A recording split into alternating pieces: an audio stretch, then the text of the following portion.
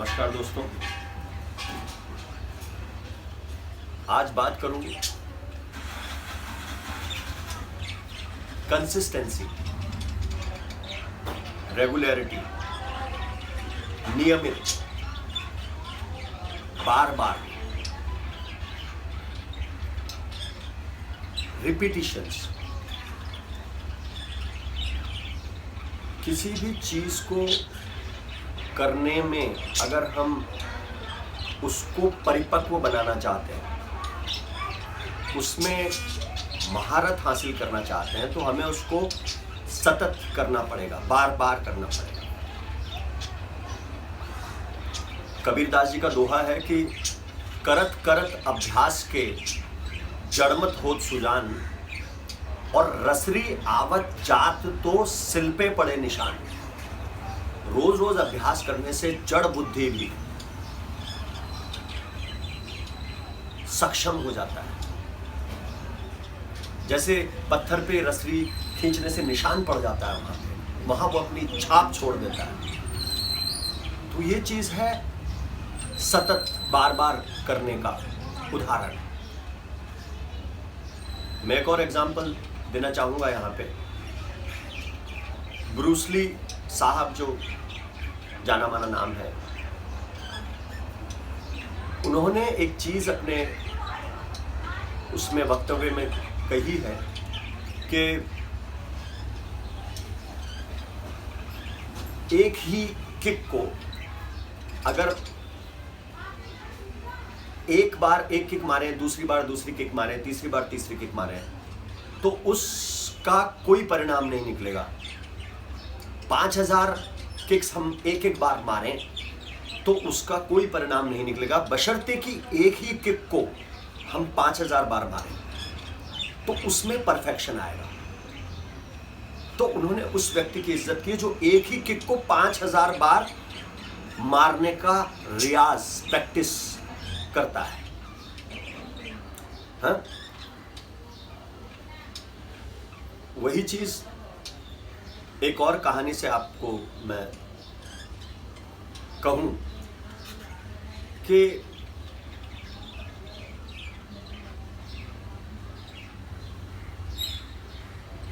एक व्यक्ति था, वो एक गांव से भगवान की पूजा के लिए मंदिर तक रोज जाता था। बीच में नदी आती थी, तो लगभग उसे नाव वगैरह मिल जाती थी जिसमें बैठ के वो रोज नदी के उस पार भगवान के मंदिर में दिया जलाने जाता था, भगवान की पूजा करने। He had gone every day to lighten up a candle in a temple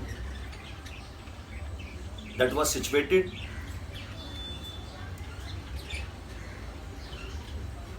after the river. Every day उसका ये नियम था, he goes to lighten up a candle in a temple. हर दिन बिना चूक के वो जाके मंदिर में दिया जलाता था, और उसकी चीज को एक उसी का जेलस उससे होने वाला कह लीजिए, उससे ईर्ष्या रखने वाला कह लीजिए, एक उसके साथी का बंदा था जो उस दिए को उसी गांव से दूर नाव में बैठ के बुझाने जाता था।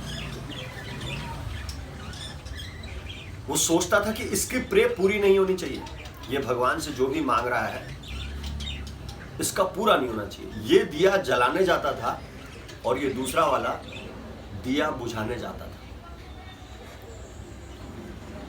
तो one day there was a lot of raining, बरसात आ रही थी।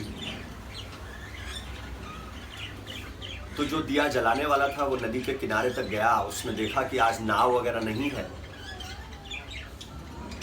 और मैं कैसे उस पार मंदिर तक जाऊंगा। तो उसने अपना प्लान, अपना आइडिया आज के लिए ड्रॉप कर दिया कि कल जला दूंगा, अब कैसे जाऊं, अब तो कोई चारा ही नहीं है मुझे उस पार जाके दिया जलाने का। और वो जाके घर में बैठ गया। लेकिन जो बुझाने जाता था उसने कहा नहीं, मेरा नियम है, वो दिया जला के आया होगा और मैं उससे जाके बुझा के आऊंगा, ये मेरा नियम है। बारिश हो, आंधी हो, तूफान, उससे मेरा लेना देना नहीं, मुझे रोज दिया बुझाना है वहां पे। उसकी ख्वाहिश, उसकी दुआ कबूल नहीं होनी चाहिए। और पूरी बारिश और तूफान के बावजूद ये बुझाने वाला बंदा पूरी शिद्दत से, नाव नहीं थी लेकिन तैरते हुए उस आंधी तूफान बरसाती नदी बहती हुई उन उफानों वाली लहरों वाली नदी को चीरते हुए पूरी शिद्दत से कि नहीं मुझे दिया बुझाना है, उसने जला दिया होगा, मुझे बुझाना है। और वो नदी के उस पार गया, मंदिर में पहुंचा तो उसने देखा कि यार दिया तो जला हुआ नहीं आज। और भगवान उससे प्रसन्न होकर प्रकट हुए, बोले बोल तुझे क्या वर मांगना है? अरे तू बड़ा भक्त है, देखो जो जलाने आता था उसने अपना नियम तोड़ा, लेकिन तू बुझाने आता था, तूने नियम नहीं तोड़ा। तेरी क्या दुआ है वो मुझे कबूल है, क्योंकि तेरे अंदर तो सतत है, कंसिस्टेंसी है, तू दृढ़ है, परसिस्टेंसी है तेरे अंदर। तूने अपना नियम नहीं तोड़ा, तूने उसको रोज किया, लगातार किया। और मैं इस रोज करने से ही तो खुश हूं, इस बार बार करने से ही तो हूं, उससे खुश हो गया। और कहानी कहती है कि उसे भगवान ने वरदान दिया, उसे मिल गया। तो ये बात है जो मैं आपसे कहना चाहूंगा कि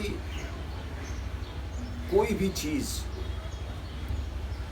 आपके शरीर में उतरती है तो वो बार बार करने से उतरती है। एक दिन में अगर आप कहें कि उदाहरण दूं तो ये उंगलियां अगर तबले पे चलेंगी तो वो एक दिन में नहीं चलेंगी।